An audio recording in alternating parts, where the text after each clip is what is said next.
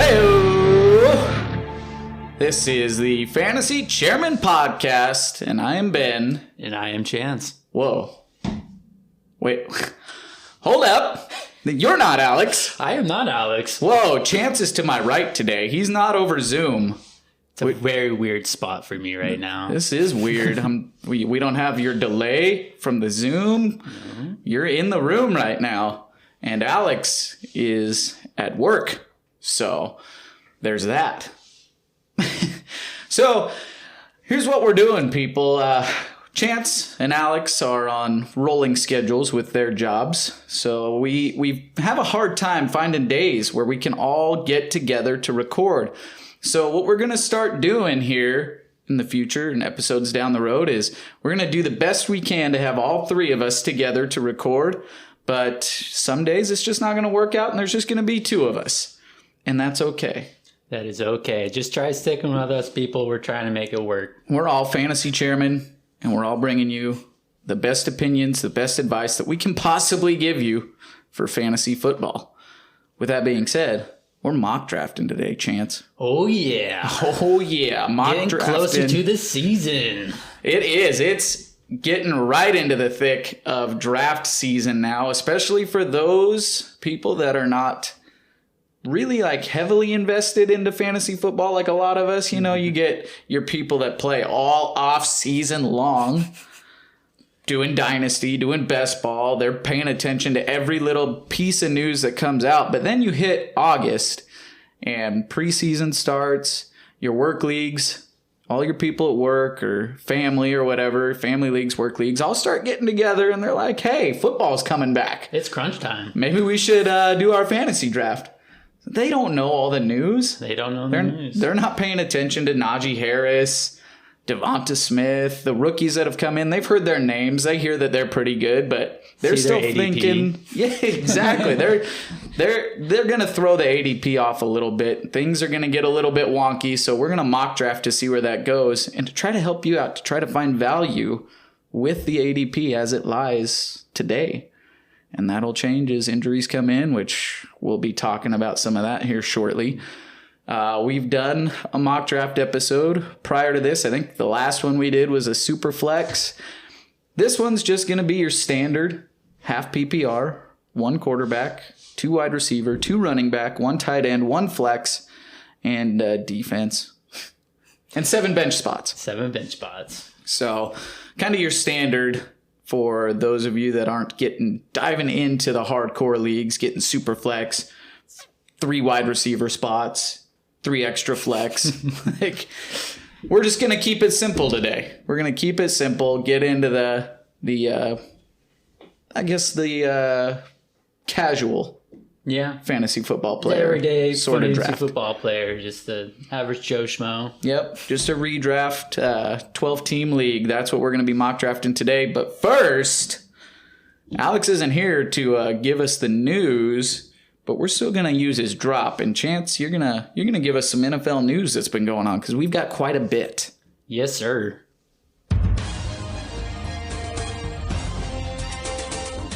And now it's time for your NFL news. So to start things off, we got Michael Thomas out possibly 8 weeks with ankle surgery. Ben, how do you think that's going to do the Steelers? The Steelers? Saints, my bad. They start with an S, right? Whatever S team that is. Oh, this was weird because it felt like this was something that Michael Thomas could have had surgery on like a long time ago, because he was dealing with that ankle injury all last season. Yeah. It was plaguing him, and gets it in June, and then we don't hear about it until July. So it's like, what's going on here? And you got to give some respect to him, though. He wanted to play with Drew Brees his last few games. Oh, for sure. That's why he played on that hurt ankle. But even earlier in the offseason. Yeah, that's very true. Why didn't you have that surgery back in March? Like, you know what I mean? I got what you're saying, man. Sheesh. So our next piece of news, Carson Wentz out indefinitely with foot injury. Will have surgery. They're talking about possibly week 5 to week 12, which is a very big range for having someone back. So Man. So much hype around the Colts organization about Carson Wentz being their guy, and before even preseason, he's gone. Not Second so practice. Much. Dude, that's wild. Poor Carson Wentz just can't catch a break when it comes to these injuries. This is wild.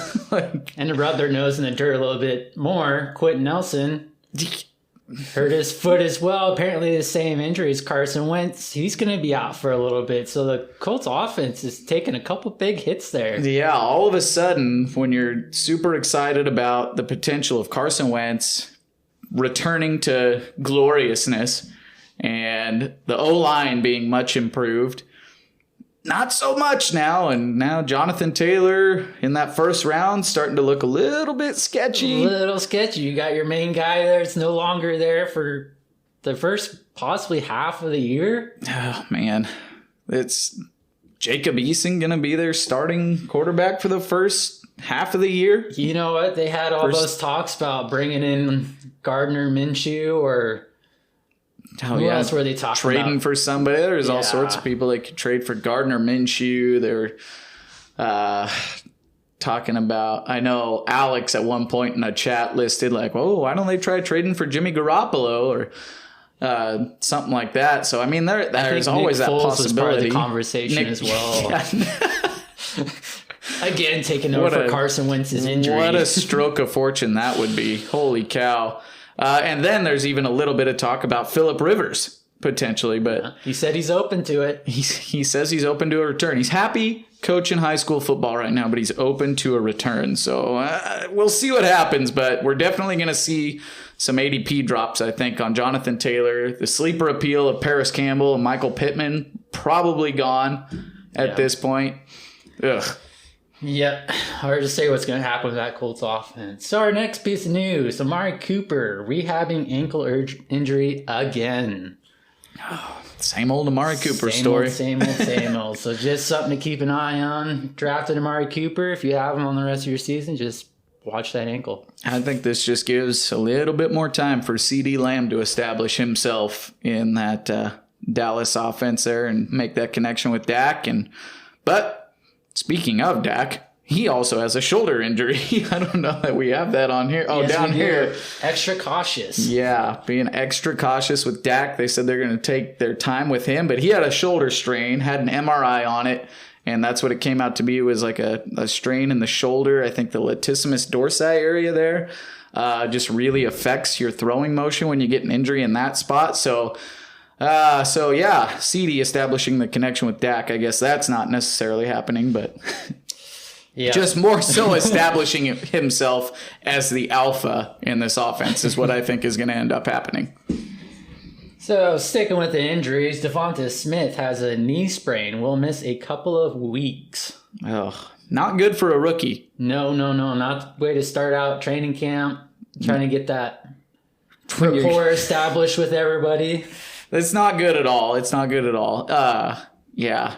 I mean, but you never know. I mean, he's a dominant enough player that he may be able to just step in and still establish himself. I don't know that any other receivers on the Eagles really threaten him. You know what I mean? I think he's probably the most talented guy on that offense at this point. But that number one spot's pretty much his for the taking. Yeah, but definitely something to keep an eye on, and you probably don't want to be reaching for him in redrafts for sure, especially when rookie wide receivers, you tend to want to stay away from them a little bit in redrafts, but I know the past couple seasons have pushed us kind of away from that with the emergence of the likes of Justin Jefferson, CeeDee Lamb, those types of guys. So I don't know. I'm not reaching for him, but I'm not super scared off him quite yet. Not going to stay away from him either, though. Right.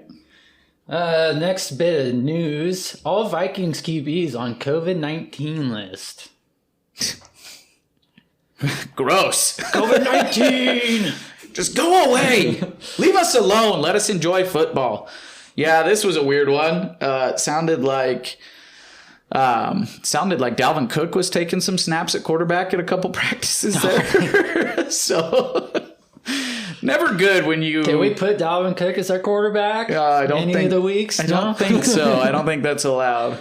But I don't know. When we saw what happened with Denver when they literally didn't have a quarterback last year, so it's not a good thing. Not a good thing at all. But I think Kirk Cousins did get reactivated off the COVID-19 list. So since we had this piece of news down. Yeah, that's one thing about the COVID-19 list. You see injury players do go on that. Usually that's a week or two, unless they get really sick, then it could be longer. But if it's just positive COVID test, hopefully it's just a week or two. So yeah, and I think it depends on if it's like an exposure thing too. Like if they were around somebody that tested positive, I think they can get put on while they quarantine, and then they have to test negative so many times or whatever, then they can get taken off. So not exactly sure how it works. Just like with everything, everything's constantly changing. So So let's get off the injuries there for a little bit. Aaron Rodgers back with Packers on restructured deal. Man, I was wanting him to go to Denver so bad. So bad I wanted him to go to the Broncos, but it looks like he's going to have one last dance with the Packers. With the Packers. Oh, might be a last dance for Devonta. Devontae Adams. Thank you. Well, we were just talking about Devonta Smith, and then it threw me for a loop. Devontae Adams. It might be his last dance too, because it sounds like contract extension talks have paused for him. So yeah, it kind of sounds like it's like, hey, we'll give you one more year, but we want to be gone next year. So, but good news for everyone that's drafting the Packers. You got your guy back. Yep. Yeah, it's definitely good for all the Packers in there. So some of the discount prices you were getting on the likes of Devontae Adams and Aaron Jones and Aaron Rodgers, you're not going to be getting those discounts anymore. Nope. They're going to be flying up in ADP back now. Up to the ADP. Anybody that took discounts on Aaron Rodgers in best ball this summer, congratulations. All right. Nick Chubb signs 3-year, $36.6 million deal with the Browns. They're keeping their star running back. This is where I need the "You're my boy" blue drop right here. My boy, Nick Chubb, getting his money. Let's go. It's hard to get someone that fast, breaking tackles like he does. Just all around great running back. Browns. You gotta lock more that than up. happy with signing him to 3 more years. Gotta lock that up, and that almost feels like a hometown discount right there. A little bit. He's happy to be there, so that's a good sign for all Nick Chubb fans and Brown fans. Yep, absolutely. All right, is there any other news we might have missed in there? So the last bit of news we got: Deshaun Watson attending camp. Oh yeah. Deshaun Watson is attending, he's attending in air quotes camp. Air quotes. Not exactly holding out there. He wanted to avoid the daily fines of not attending camp. There was talk about him taking snaps with like the second team defense and doing run throughs as like a corner and all this stuff. And then he came out one day, I can't remember if this was last week. It might have been earlier this week. I think it was earlier this week. He came out and had a foot injury. His foot was sore or something like that. So he's kind of holding in, kind of what Melvin Ingram did with the Los Angeles Chargers a year or two ago, where he attended camp, but he didn't really do anything at camp. So that, yeah. All right, and that will do it for the news. Yes, sir. It's all. Oh wait, no, it doesn't. Kenny Golladay. Oh yes, Kenny Golladay. I forgot about Kenny Golladay. Pulled his hamstring again. They're considering it not significant, but he is gonna miss the next 2 to 3 weeks, I believe. Oh yep, minor hamstring pull suffered in practice this week. So, yeah, that's something to monitor for sure, because those soft tissue injuries can definitely tend to linger over the season. So just keep an eye on him, especially with his injury history. Yeah, absolutely. Watch that Kenny Golladay and just keep that in your minds as you're drafting this year. Absolutely. Okay, now that'll do it for the news. Perfect. We did it, Chance. We did it. We got through there. We got through it. Very nice. All right. Well, you ready for a mock draft? Yes, Ben, I am ready for the mock draft. Okay. Well, let's mock.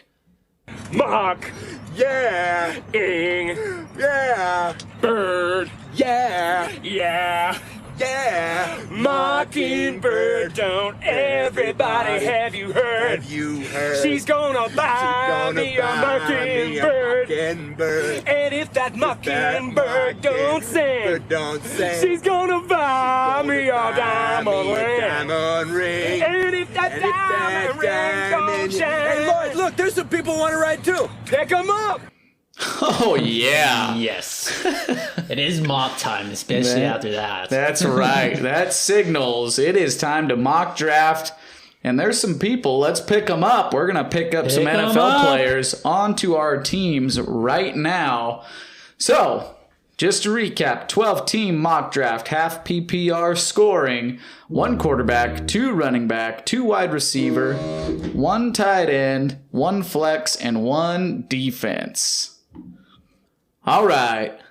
So, Chance and myself drafting here. We're going to generate our picks. We're going to see what spot we're picking from, Chance, and then we're going mano-y-mano in this Mockingbird mock draft. Let's see who's better.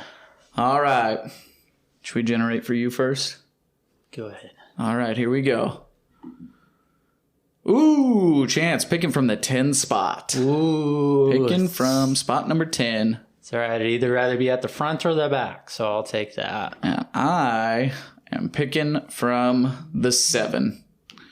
So here we go. I'm always somewhere in that range from like 5 to 8. Stuck in the middle with you. Stuck in the middle with you. All right. Okay, we're about ready to get this thing started, and we are drafting on Sleeper, my personal favorite fantasy football app. Yes, sir. Not a sponsor, but you could be. Sleeper, definitely my favorite place to play fantasy football. Super customizable, and they just keep upgrading all the time. So we'll see how some ADP has changed here, Chance, as this news that we went over has come out. People are popping off in camps now. We'll see if anybody's risen majorly or if anybody's fallen way down. And mock draft in 5, 4, 3, 2, 1. So it begins. The 101, Christian McCaffrey goes off, followed by Derrick Henry at the number 2. Nick Chubb at the number 3. Wow. And Dalvin Cook at 4. Alvin Kamara at 5. And Ezekiel Elliott at 6. A little bit of a mix-up there from usual. Definitely mixed up. Holy cow. Okay, well, anybody knowing me knows that I had my eyes on Nick Chubb here at the 107. In the first round. I am not afraid to draft Nick Chubb in the first round.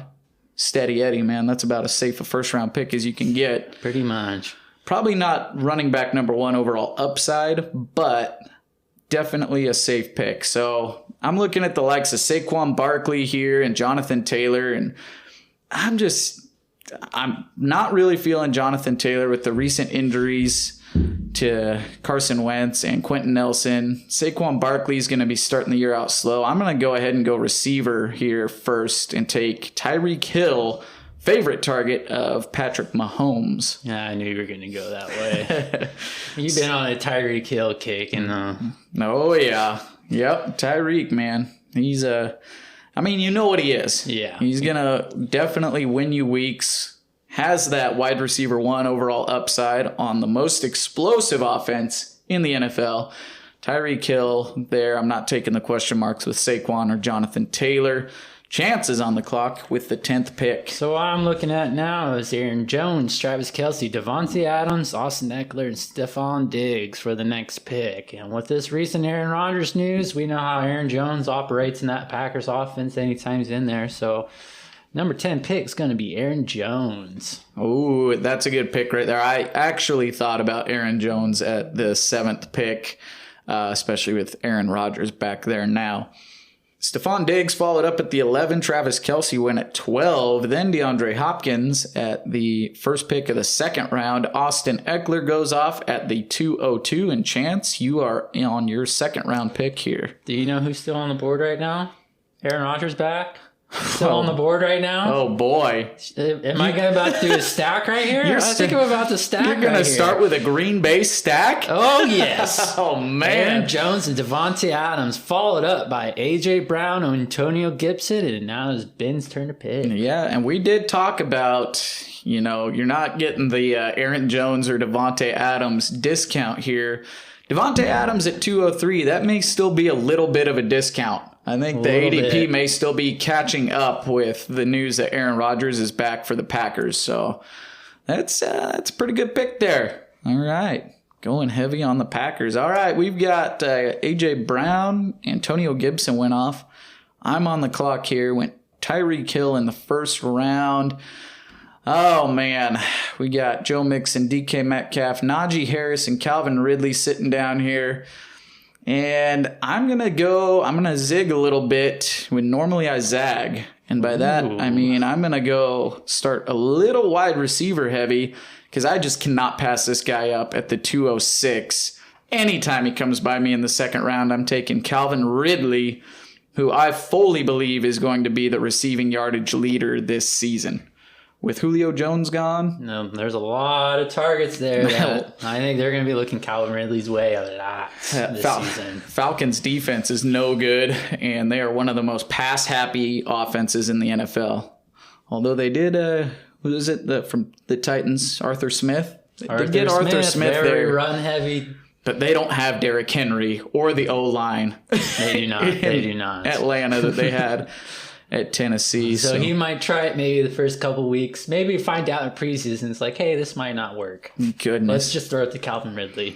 All right, Chance. I'm going to make my pick here. Why don't you catch the people up on who went after Calvin Ridley? So after Calvin Ridley, we had Joe Mixon, Najee Harris, George Kittle, J.K. Dobbins, DK Metcalf, and Justin Jefferson to round out the second round. To start out the third round, we had Clyde Edwards-Helaire, Patrick Mahomes, Keenan Allen, DeAndre Swift, Darren Waller, Chris Carson, and then Ben, who did you pick up? I went with David Montgomery here at the 7th pick of the third round. I was looking at Chris Carson, but he went right before me there. After starting with 2 wide receivers here in the third round, this is probably the last tier of running backs that I really feel like pretty comfortable in taking. And I wanted to just make sure that I got one of those running backs that I know is going to get a good workload this season. David Montgomery ended up finishing the season as the running back 4 last year. And that was on the back of a really good second half of the season. He went against some pretty soft defenses. So David Montgomery there, I think he's going to get a hefty workload this season. My RB1 after taking Tyreek Hill, Calvin Ridley. Michael Thomas went off right after my pick, followed by Terry McLaurin. And then you took your guy at the 310. Josh Jacobs, then Darrell Henderson went off, then Mike Evans, then Allen Robinson, and Amari Cooper, and you're back on the clock at the 403. So I'll let you take us through your 2 picks there. All right. As you decide who you're going to go with. Mention as I'm looking deeply at As you decide who you're going to go with. So right now I got 2 running backs and 1 wide receiver. So I'm looking at the wide receiver side right now. Amari Cooper just went off, but he has that ankle surgery coming back up again. So I'm going to go with the guy that we've been talking about today. You snake. Possibly the number 1 receiver there in Dallas with CeeDee Lamb. You sniping snake. I was hoping he was going to fall to me because I was definitely going to pull the trigger on CeeDee Lamb with this pick that I've got here. Josh Allen went off, followed by Miles Sanders. And I am up. I've got Tyreek Hill, Calvin Ridley, and David Montgomery right now. With running backs the likes of Myles Gaskin, Travis Etienne looking right there. And I'm okay with those guys, but I'm liking some of the wide receivers that I'm seeing sitting here right now. And I might surprise a few people with this one. We got Julio Jones sitting on the board, Chris Godwin, Robert Woods, DJ Moore, Kyler Murray, and Lamar Jackson for quarterbacks are sitting there. But I'm going to wait on quarterback and try to snag some value in the later rounds. At this pick, I'm going with a guy that I believe in, that I think is going to definitely emerge as the number 1 wide receiver there, and that's DJ Moore with the Panthers. because I believe in a little bit of resurgence for Sam Darnold. I'm thinking that offense is actually going to be You have more hope than I do. Good. All right. Your boy Julio Jones, now with your precious Titans, went off after DJ Moore, followed by Robert Woods. Kyler Murray goes off at the 409. Myles Gaskin, Chris Godwin, and Kareem Hunt round out the 4th round. Mark Andrews, Travis Etienne, Dak Prescott, Cooper Kupp, Lamar Jackson, and Kyle Pitts all go in the 5th round. And Kyle Pitts there in the 5th, Chance. Are you feeling pretty confident with a guy like that? That's something I'd probably wait if I could another couple rounds, but the way the tight ends and quarterbacks have been going off this draft, I mean, maybe that's something you do have to try to pick up earlier, especially the tight ends. You're kind of getting away from that tight end 1 position where you can get solid points every week. So just something to consider. That's earlier than I'd like to take him, but yep, I feel that. A lot of people think Kyle Pitts is going to break rookie tight end records for sure. And if he does do that, then he could well be worth it. But I don't know. I'm one that likes to wait on tight ends, and especially rookie tight ends for sure. I like to let them develop. So with my pick at the 507, I went with another wide receiver. So my wide receiver core is looking pretty filthy right now. I took Deontay Johnson with the Pittsburgh Steelers, a guy who is getting near 10 targets a game last season. Those were all kind of low depth of targets that he was getting from Roethlisberger there, because Roethlisberger couldn't throw past 10 yards. But man, I think he's just going to be a volume monster there. And as my 4th wide receiver, more than happy to take the number 1 wide receiver for the Pittsburgh Steelers. Kenny Golladay went off, TJ Hawkinson, and then you got a guy that I think you like quite a bit there. I got Brandon Ayuk. I think he was a huge part of the 49ers offense, and I think that's just going to continue. He kind of proved his worth. He had a couple injury problems at the end of the year, but I think he stays healthy. He's going to be a big part of that offense, and they kind of use him all over the place. So he'll be definitely getting his looks. Yeah. After Brandon Ayuk, we had Adam Thielen go off, Justin Herbert to round out the 5th round, then Melvin Gordon, Tyler Lockett. And now I am picking at 6'3". Yep, we are down in the 6th round now, and circling back to Brandon Ayuk, I absolutely love that pick there in the 10th. Usually when it comes to that point in the 5th round there, I'm kind of jumping back and forth between Ayuk or Deontay Johnson. That's usually who I'm like, oh man, I cannot decide who I want here. I just think Deontay's probably going to garner a lot more targets. Ayuk, I think, can do a lot more with the targets he gets. Mm-hmm. So it's a matter of whether you want to go with volume or the efficiency in that regard there. So for my next pick at 6'3", I actually picked up Javonte Williams. Quite a bit of hype around him at the Denver offense, wouldn't you say there, Ben? Oh, man, I love Javonte Williams, and I was actually going to take him at this next pick, so you another snaked me. Sniper. You sneaky snake, sniping me. After Javonte Williams, we had T. Higgins go off the board and Chase Edmonds, and now we're back to Ben. Yep, and right here, I've got 4 wide receivers and 1 running back right now. My running back 1 is David Montgomery, so I'm not feeling extremely confident in my running back position right now. Feeling like I got to take one right here, and down in the 6th, I am more than happy to take this guy who's going to be the number 1 guy for the Atlanta Falcons. We talked about them not having a great defense. They're going to have to throw the ball a lot, but behind Mike Davis, there's really not a lot, and he's going to be the guy. So we talked about Arthur Smith being there. Hopefully he has some good run game designs that Mike Davis can use, and I think he's going to be just another volume hog as far as the run game goes here in Atlanta. I was actually looking at Mike Davis, but looking at my players' bye week, so it's like, oh, Josh Jacobs is the same. So I'm going to stay away from doubling up on bye weeks there. I got you. Okay. Jamar Chase goes off right after my pick. Then James Robinson, still going up in the 6th round here. A lot of people are feeling like he's going a little bit too early, like he's not going to get near the amount of work that he got last season, which is probably true with Travis Etienne there. Odell Beckham going off at the 609.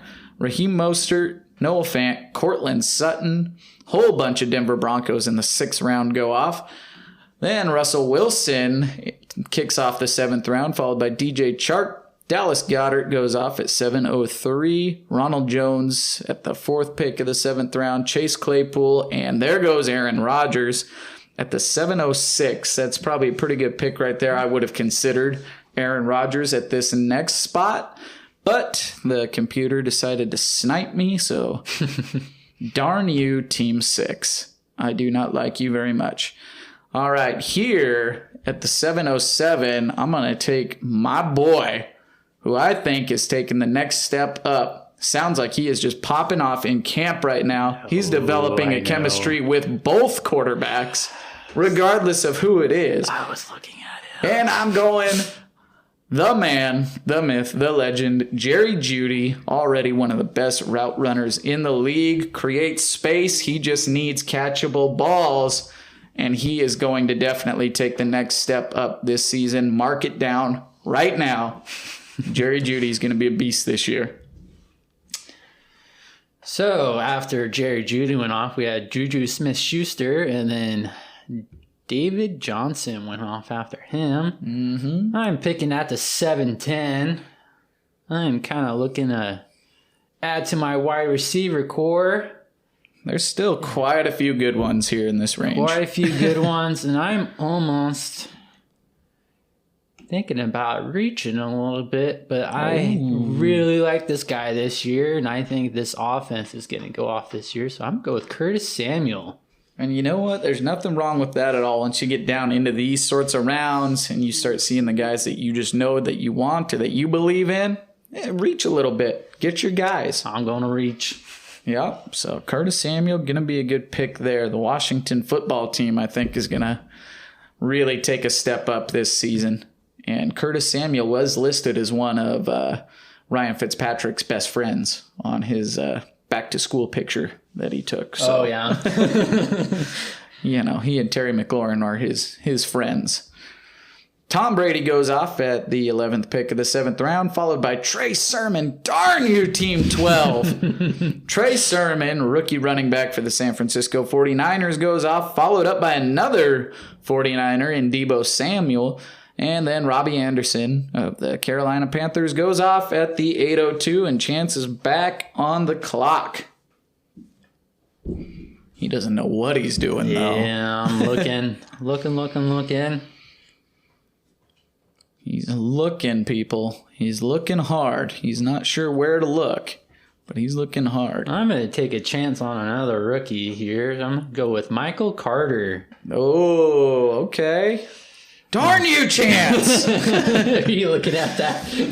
Yeah, down here in this range, I was kind of looking at the likes of Trey Sermon and Michael Carter. I think both those guys are going to get a lot of run this season. There's a lot of hype surrounding both of them, just as being really good, really efficient running backs in their college years. And, you know, I've waited on running back quite a bit. I've gone really wide receiver heavy. So those are the kind of guys that I want to take shots on down here. Mm-hmm. And you guys sniped me here in the 8th round. And I'm really not liking what I'm looking at down here. We're kind of getting thin. We are definitely getting thin. So after my Michael Carter pick, Devonta Smith went next, and then Damian Harris. And now the lead of fantasy chairman, Ben, is up. Oh, yes. Yes. So I'm kind of going back and forth here. Both these guys are on two really good offensive teams.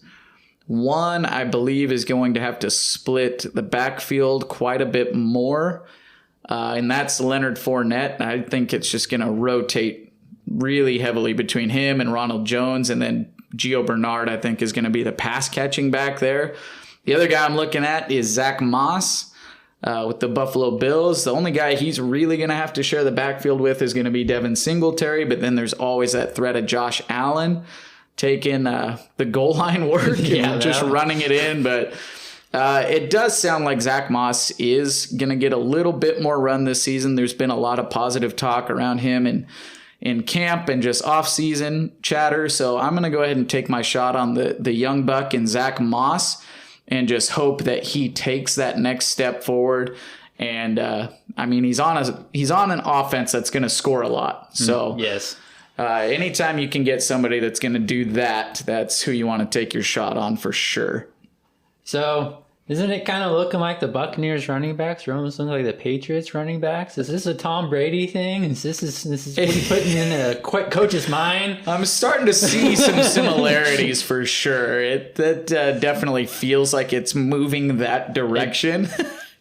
I don't like it. I don't like it at all. Let's get to, well, I mean, you couldn't really trust the Bucs running backs, but at least they were trying to stick with somebody. Now they're really just, it's a Ronald Jones end of the year. Let's go with Leonard Fournette. Mm-hmm.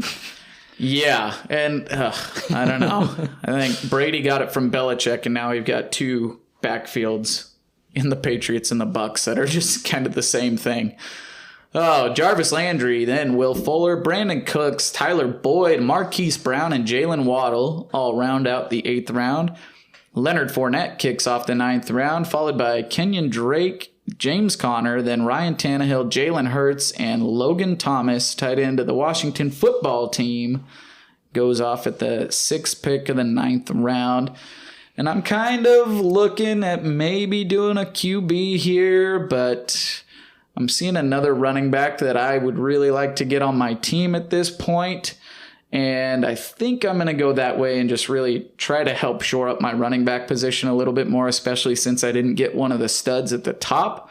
And I'm going to go with A.J. Dillon, who I believe is going to be the main goal line back there for Green Bay. And if anything happens to Aaron Jones, A.J. Dillon's going to feast. That is your guy. So I'm going to go with him, thinking he's going to be the main touchdown scorer, being the guy inside the 5 or the 10-yard line, while Aaron Jones does more of the receiving work and the work between the 20s.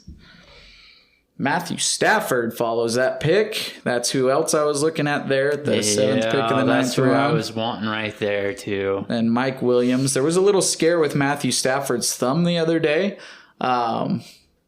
Said he kind of like sprained it on a helmet, and it was one that he had some work on, I think earlier in the offseason, had some ligament damage or something there, but he was back doing a full padded practice the following day, so it sounds like he is good to go. Then another sneaky pick a lot of people like this year, Mike Williams goes off. Yep, I like that pick a lot. So, I'm kind of in the same situation. I am looking at quarterbacks right now since pretty much most of the main ones are already off the board. But I'm going to take a guy that showed a lot of promise last year and unfortunately got injured. Hopefully he can stay healthy this year and have a great year, especially adding someone he's already thrown the ball to in college. I'm going to go with Joe Burrow. Oh boy, all right. So in your drafts, always make sure you're reading the room here. We've got pretty much every team except for Chance and I in this round had taken a quarterback. Chance and I were the only teams that didn't have one up to this point. Now we have 3 teams that have taken 2 quarterbacks, as Robert Tonyan, then Trevor Lawrence went off at the last pick of the 9th round. Mike Gesicki went to start the 10th round. Antonio Brown, and then Chance took a pick here at the 10:03. So like he was saying earlier, a lot of the tight ends and quarterbacks have already kind of went off the board, so I thought I'd shore up and get a solid one at Tyler Higbee in Los Angeles Rams. That's now, a has good a little tight more end consistent pick. Quarterback now, and he's showed promise last year being the number 1 tight end in that system, not having Gerald Everett to compete with anymore. So I think he's going to look very good this year. So hopefully he'll be a solid tight end for me this year. Upgraded quarterback with Matthew Stafford there. So after Tyler Higbee went off the board, Michael Gallup and then Laviska Shenault, who was actually looking at until all the quarterbacks and tight ends were gone. Yep. And I'm just kind of reading the room. Like I said, I'm seeing everybody's got quarterbacks now. So at this point, I'm really not feeling rushed to take a quarterback. I've already waited this long. In a lot of your home leagues, especially in ours, in the League of Origin, a lot of people will take 2 quarterbacks, sometimes even 3. Yeah. So you do need to be aware of that. At this point in this mock draft, I'm feeling rather comfortable seeing all the quarterbacks that are off. I'm not feeling pressured to take one now with all these teams that have one. So I'm going to continue to pad my running backs here because, again, I did not get one of those top tier studs, and I've got a lot of guys that are going to see just some partial work or just some goal line work, but I'm going to go with a guy on the heaviest running team in the NFL, on the Baltimore Ravens, and I'm taking Gus Edwards here. J.K. Dobbins is going to be the main guy, but Gus Edwards is definitely going to get his looks. And if anything were to happen to Dobbins, Gus Edwards could be a league winner there at the 6th pick of the 10th round. Very good pick. Yeah, they're going to be, Jake, like you said, Dobbins is going to be getting most of the work, but Gus Edwards is definitely going to be getting his look still. Probably has some very solid games, so that's a very good pick. And like you said, Dobbins goes down. Edwards could be that number 1 guy. And that'd be a huge season. Absolutely. Could just be a good running back 3 option for you throughout the season just on his own accord. So after Gus Edwards, we have Pollard going off, and then Corey Davis, Michael Pittman, Irv Smith, Devontae Parker, Devin Singletary, Matt Ryan to start out the 11th round, Nyheim Hines, Baker Mayfield, McCole Hardman, Rob Gronkowski, and Henry Ruggs. And there we go with 2 teams taking 2 quarterbacks like I talked about right there. I would have liked to have had Matt Ryan come around to me just to kind of stack with Calvin Ridley and Mike Davis down there. And I think, like I said, they're probably going to have to throw. I don't think their defense got heavily improved this offseason. But he is gone, so I am not tempting myself with Matt Ryan here because I cannot. So down here, I'm looking at some high-end prospects, some guys that I am believing in this season that I think are going to be game changers if they end up hitting. And one of the guys that I'm looking at is a rookie wide receiver who Don't you do it. Popped off with some really good metrics down here. A lot of people talking about him maybe changing the face of this offense. And I'm going to go with who I believe is going to be the number 1. Another Raven here. I'm taking Rashad Bateman, one of the most athletic rookie wide receivers in this class right here. Darnell Mooney followed that. Another guy I was thinking about there. Followed by Jamal Williams, and Chance is on the clock. And by you telling me, don't you do it, I know exactly who you were looking at. Good Who did I pick, Ben? Elijah Moore. Rookie wide receiver for the New York Jets. And we're doing our bold predictions episode next. And spoiler alert, mine may involve him.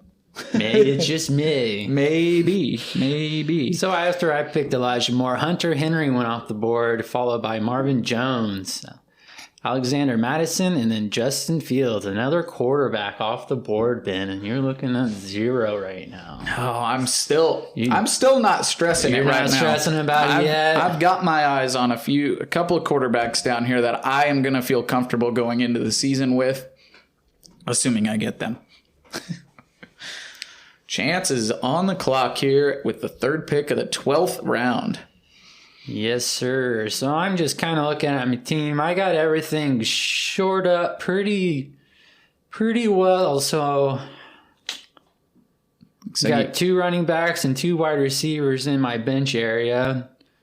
So I'm going to take on someone that I think, if he stays healthy, could be a huge player. He does have someone else to compete with, but he's very athletic for his position, and he can go off when you look at him. So Jonnu Smith. I knew it. I think he showed a lot of promise in Tennessee, and I think whether it's Cam Newton or Mac Jones, they're going to be running a lot of 2 tight end sets, and I think he's going to be kind of your midfield guy, just how athletic he is. So I think he's going to be getting a lot of volume. Yeah, where he's at. I could definitely get behind that. I think Jonnu Smith's a good pick down there. And you got him backing up Tyler Higbee, so you've got 2 high upside tight ends there now. Latavius Murray went off 12:04. Kirk Cousins follows that at 12:05. Another team with 2 quarterbacks. So pay attention, people. Pay attention. Your home leagues, there's definitely going to be pretty much every team taking 2 quarterbacks here. All right. Well, I'm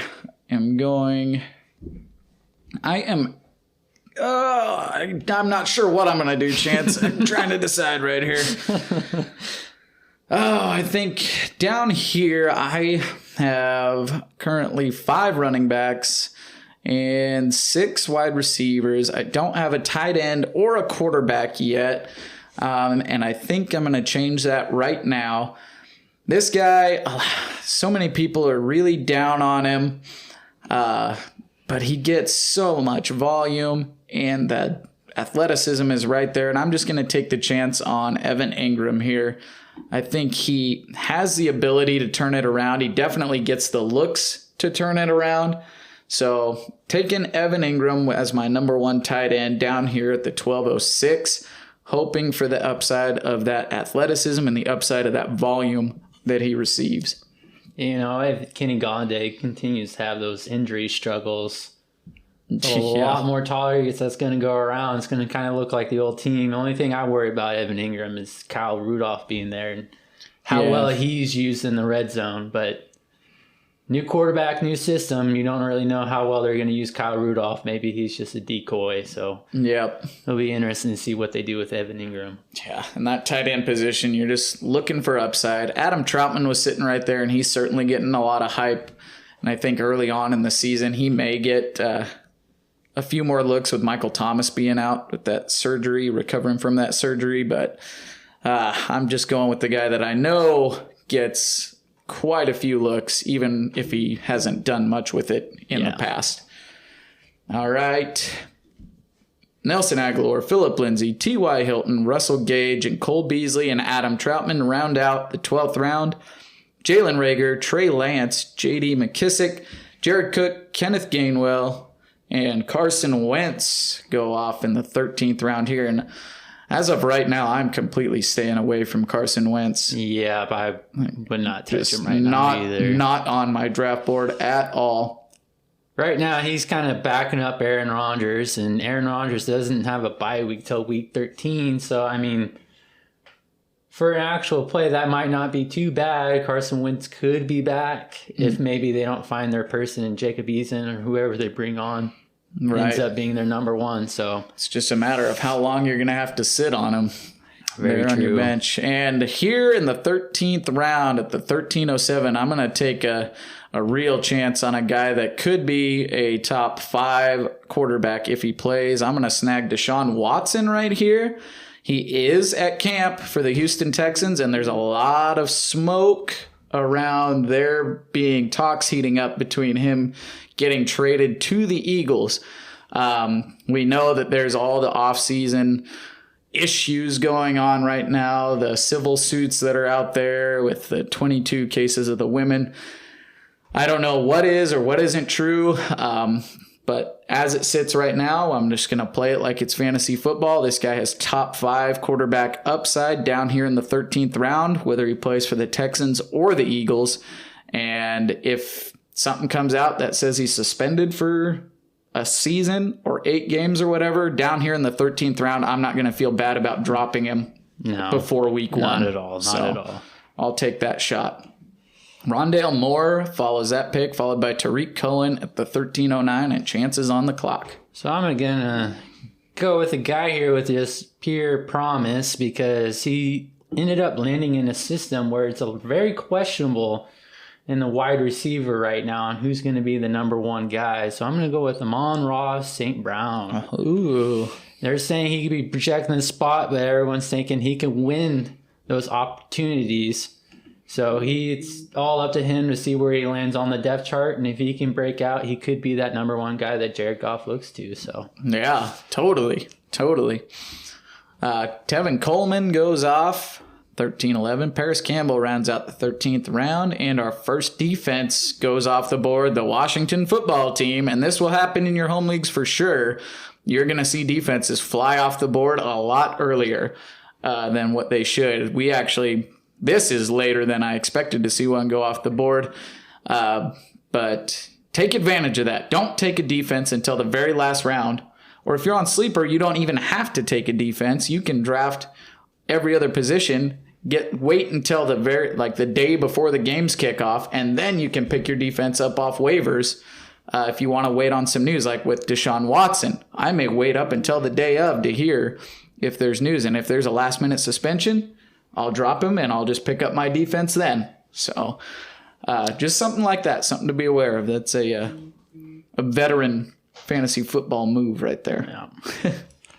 So I'm actually going to go away from what I usually do. I'm not super proud of doing this right now, but I do have a quarterback that did have a pretty major injury last year. So I actually think I'm going to round it out with some guy that has a lot better offense, and he has a defense to back it up. So he could be doing a lot with this offense, and I'm going to pick Ryan Fitzpatrick. Oh, okay. He's going with Scary the Terry Fitz magic. Curtis Samuel and Antonio Gibson in the backfield, who can also catch passes. I think there's a lot of opportunities there for him. So, like I said, I'm not a big fan of doing the two quarterbacks, but hey, I'm going to take a chance on him. Take a chance. Next off the board was Austin Hooper. Then we just had our second defense go off with the Tampa Bay Buccaneers. Yep, makes sense. Valuing defense. Yeah, you're definitely going to see in your home leagues, if you're doing just a standard sort of setup like this, you're going to see those defenses going off in the 13th, 14th round. So like I said, just wait on defense. You don't even have to draft one. Pick one up off waivers right before the season starts. Get all the news that you can on all your players, and just go from there. I am not feeling extremely confident in either my tight end or my quarterback position, but I waited until the very end of the draft to address those positions. So that's not necessarily a bad thing, but I want to shore it up. I'm going to take another tight end and likely another quarterback down here, just to kind of hedge my bet of waiting all the way until the 12th round to take one. So here I'm going to take a tight end, and I'm going with a guy in one of the most high-powered offenses in the NFL, and that's Blake Jarwin. He's kind of a post-hype sleeper, went out with, I believe, an ACL injury last year. Really early on, a lot of people were loving Blake Jarwin going into last season, and I think he's being slept on a little bit now just because he got hurt last year. He's going to be integrated back into that high-powered offense, and he's looking pretty good in camp so far. So Blake Jarwin there, feel good about that. We had a run of defenses here, Chance. Yes, we did. The Rams, Steelers, and 49ers all go off in the 14th round, followed by Christian Kirk, then Cole Kmet and Traquan Smith round out the 14th round, and we're down into the last round of this mock draft. We've got the Buffalo Bills, the Ravens, the Patriots defenses all went. Rashad Penny, then Jamison Crowder, and Terrace Marshall go off here. And I'm going to pull that veteran fantasy football move. And you know what? I'm not even taking a defense here. Ooh, all right. Not even taking a defense. I'm going to go with another quarterback down here because I'm going to wait on news for Deshaun Watson until the start of the season. And then, speaking of Deshaun Watson, I actually got a little sleeper update for news. Oh, did you? So I don't know if we mentioned this earlier, but there were rumors about the Texans and Eagles possibly having a trade where it would have sent Watson to the Eagles. Yep. Just got an update on Sleeper saying Texans not fielding trade calls about Deshaun Watson. So it's still just more of the same that we were getting earlier in the offseason, man. Oh, gross. So, situation to watch there. Situation to watch for sure. All right, well, down here, I'm going to take a guy that was very highly drafted. I'm kind of taking a chance here, but I know he's got zero competition for the starting job. I believe this offense is going to be one that turns around, especially without the fantasy dementor there. And I'm taking rookie quarterback Zach Wilson here with my last pick. We've got the likes of Tua Tagovailoa, Daniel Jones, Derek Carr, Jameis Winston, Ben Roethlisberger, Sam Darnold, Taysom Hill, and Cam Newton all still sitting out there. Teddy Bridgewater, Drew Lock, they're all still sitting out there. If I'm not feeling good about Zach Wilson or if Deshaun Watson gets suspended, I'll pick one of those guys up and I'll just kind of ride out I'll just stream the position and try to play the matchups as best I can. It's not a bad thing to do. Like you're saying, there's still plenty of very good quarterbacks on the board, even with teams taking 2 to 3 quarterbacks. There's plenty of quarterbacks to pick up from. So taking Zach Wilson, just going off pure hype there, hoping that quarterback can prosper in that Jet system that's been kind of spitting out quarterbacks lately, but the fantasy Dementor is no longer there. Good save. So fantasy souls. So I'm not going to pull a veteran move like Ben. I'm actually going to take a defense. Okay. I really like this defense. They're a young defense. I think they put a really good core there. So I'm going to go with the Indianapolis Colts as my defense. Ooh, okay. All right. After that, the Denver Broncos defense goes off, and then James White is the last pick of the draft. And one thing I will say, if you are going to take the quarterback approach like I took, one thing that I could have done was look a little deeper at the schedule for the quarterbacks that were available there and find out who was playing like the weakest defense in week 1 and then just draft them with my last pick. Because if you're going to be streaming quarterbacks like that, that's a method that you can go. You just say, okay, who's going to be playing the softest defense week 1? I'm going to take them and I'll plug them in and play them. And then you can just worry about the quarterback position after that.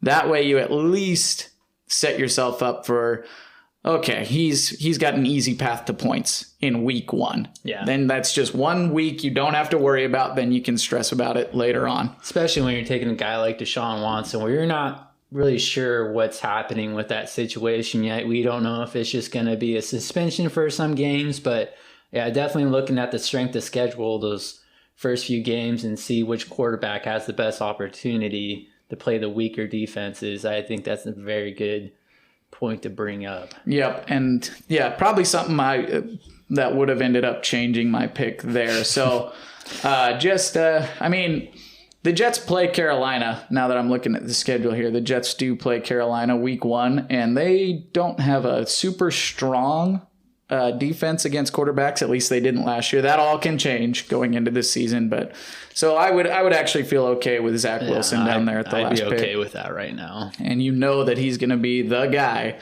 Nobody else really there to take that job from him. And they invested a lot of draft capital there. All right. Well, let's run through our teams here, Chance, on who we took. You want to go first there, Ben? I'll go. I'll take us through it. All right. Okay, so yeah, started off wide receiver heavy, not something that I typically do, but just kind of wanted to see how it would shake out and how my team would look afterwards. So I started out with Tyreek Hill and then went to Calvin Ridley, both guys that I think have the very high potential to finish as the wide receiver 1 this season. I think they'll be a really strong base for my team. Followed that up with David Montgomery because I just wanted to get one of those running backs that I know is going to get a high workload. He may not be the sexiest pick or the a guy that I feel has running back 1 upside, but just kind of an anchor for my running back position there. I followed that up with 2 other receivers again that I think are going to get a lot of volume, and that is DJ Moore and Deontay Johnson. Then I went Mike Davis, the guy who's going to be the only running back in Atlanta. Jerry Jeudy, that was just a high upside pick, a guy I believe in, that I think is going to take that next step up this season. Then I went pretty heavy with running backs, trying to shore up that position a little bit more, who they are 1 injury away from being a high workload workhorse sort of running back. So I went Zach Moss, A.J. Dillon, and Gus Edwards there. Then I went with one of my favorite rookie wide receivers in an offense that does not throw the ball much, but it's sounding like they're going to try to, and he's kind of the prototypical guy that Lamar Jackson's never had. So I went with Rashad Bateman, And then I needed to address the tight end and quarterback positions, so it went Evan Ingram, chasing volume and chasing athleticism there. Deshaun Watson, just chasing that QB5 upside, and in case there is no suspension for him. Then I went with Blake Jarwin, kind of going with the post-type sleeper there on that high-powered Dallas Cowboys offense. And then Zach Wilson, the rookie phenom, going to the Jets, no fantasy dementor. He's going to be the guy, and that'll do it. I did not take a defense. I'm going to wait until week 1, right up until it starts, and then I'll drop one of these last 4 picks that I made to pick up a defense before week 1. Not a bad situation to do.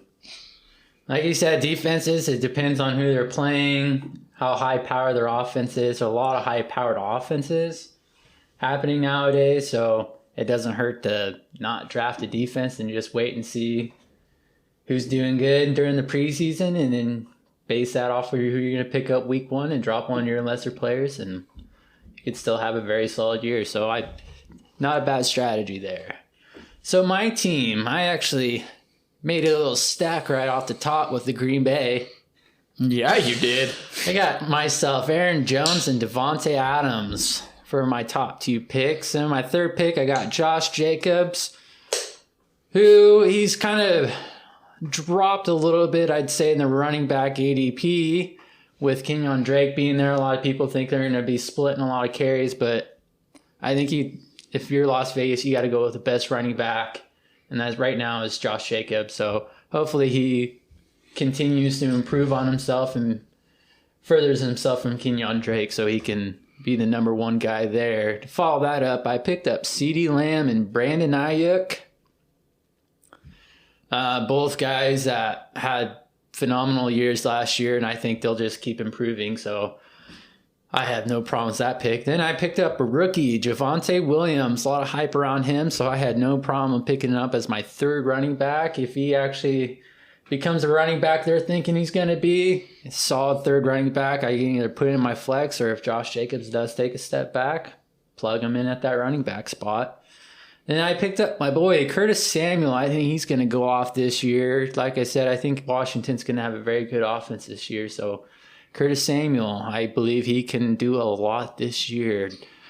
For my 8th round pick, Michael Carter, follow that up with Joe Burrow. Like you said, a lot of quarterbacks went off the board, and I could have done the strategy and wait, kind of shore up my running backs and tight ends a little bit better. But I think Joe Burrow, if he stays healthy this year, has plenty of opportunity to be a QB1 and top 10. I mean, the way he was playing last year, and now he has Jamar Chase, who he's very familiar with. They throw the ball just about almost more than anybody. So, he's got 3 stellar wide receivers. I was pretty much just going off potential there. Then I picked up a tight end right after that. Then I went with rookie Elijah Moore, which... How dare you, sir? How dare you? Mate from Ben over here. Gosh. Zach Wilson goes off this year, becomes that good QB that the Jets are all hoping he will be. Plenty of targets up there in New York. I mean, they signed Corey Davis to $50-60 million. He got paid, yeah. Very inconsistent player at Tennessee, so I think the targets there are very up for grabs, and if Elijah Moore comes through, he can definitely be that guy. I picked up a 2nd tight end in Jonnu Smith. Then I went with Amon-Ra St. Brown, who I believe has plenty of opportunity to become that number 2, possibly number 1 guy, depending on if Brashad Perryman or Tyrell Williams or Geronimo Allison, who are never number 1 guys. So yeah, plenty of opportunity there. Then, like I said earlier, picked up a 2nd quarterback, which I'm not huge on, but Burrow did get a major injury last year. So just for safety reasons, and like I said, Curtis Samuel and that offense, I think at Washington's going to look pretty good this year. So I think Ryan Fitzpatrick will have a big year. And we'll talk about that a little later as well. Oh. And then rounded it out with the defense and the Indianapolis Colts. Nice. All right. Well, I will put the link to this mock draft board here in the show notes. You can click that link and check it out so you can see our teams for yourself. You can see if the computer on any of the other teams drafted any better than we did. I don't think so. I definitely don't think so, and I'm pretty sure I beat Chance. But with that running back, with this all potential, possibly. I mean, if Deshaun Watson plays and he doesn't have a suspension, then that's a hefty discount down there. That would be a very, very that's good a pick. lot of hope. But again, down in the 13th round, I'm not going to feel bad about dropping him if he does get a suspension or whatever ends up happening in that situation. So if he gets like an 8-game suspension or something like that, are you keeping him on your roster, or are you gonna? I'm probably not. 8 games that's just a roster clog at that point. It's for 8 whole games. Yeah. That's half your. It's really 3/4 almost of your regular season in fantasy football. So I would rather have the open roster spot to make waiver claims on week 1 when those guys pop off, because it's inevitable that there's going to be somebody that's going to be a league winner that's going to get picked up off waivers within the first 3 or 4 weeks. Waivers are hot that first week. If there's an 8-game suspension for Deshaun Watson, I will feel comfortable just dropping him so that I can use that extra spot to try and make those waiver claims as best I can. That being said, we use FAB. Use the FAB system, free agent auction budget, because everybody gets that fair shake at getting those league winners, and it doesn't just go to the guys that lost week 1, so they get the priority. Like, no, that's outdated. That's old school. We did kind of an old school draft here for the standard setup, but even if you're old school, change to the FAB system, please. Even if you just still go 1 quarterback, 1 flex, just change to FAB. Yeah. If you still have kickers in your league, just change to FAB. That's the one thing I would say. Yeah.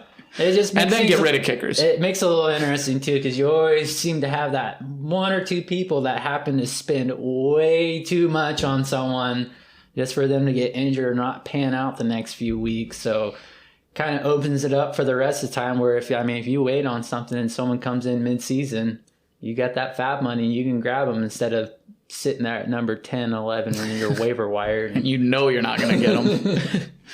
It just makes it more fun, more enjoyable, more exciting. And that's what fantasy football is all about. Fun, enjoyment, and excitement. And Chance, the Hall of Fame game is starting in like 20 minutes. It's football season! That's right! Football! By the time you hear this, the Hall of Fame game will be done, and hopefully there are no injuries or anything. Mostly it's going to be third, some second string players playing. But, yeah. It's football season. You never know. It's football season. It's started. Preseason's upon us. We only got 3 weeks of preseason this year. Thank goodness. 1 extra week of the regular season for the NFL. That is it. Thank you for listening. We are the Fantasy Chairman. You can follow us on Twitter at Chairman Fantasy, at FindFFLeagues, and at Fantasy Squatch. Please listen, rate, and review on Spotify, Apple Podcasts, Google Podcasts, Spreaker, all the fun stuff there. So thank you, Chance. Thanks for stepping in. Alex, we missed you. We'll missed you, see Alex. you on the Bold Predictions episode. And just be listening, guys. We do have plans in the works to upgrade and get consistent here, but it's just a matter of time and a matter of schedule. So we're going to get it to work out. So hang with us. Happy fantasy footballing.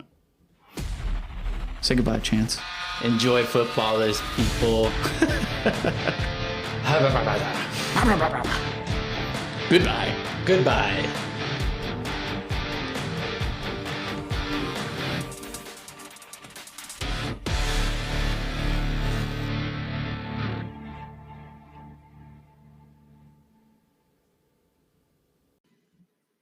Hey, Alex. What?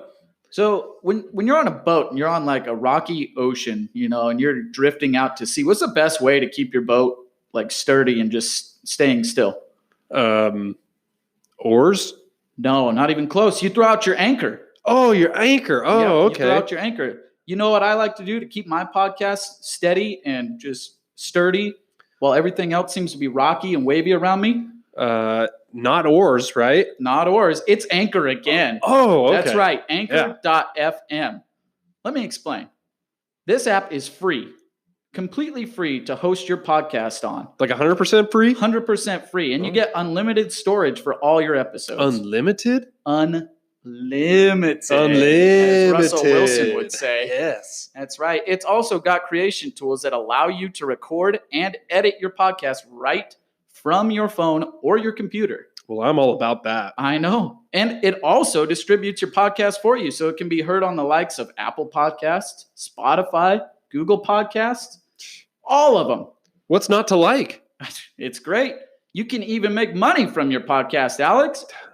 And we're all about that. And you don't need minimum listenership. So, that's that's a real good thing. It's everything you need to make a podcast all in one place. You need to download the free Anchor app today or go to anchor.fm to get started. I'm getting right on it right now. Keep your boat and your podcast sturdy.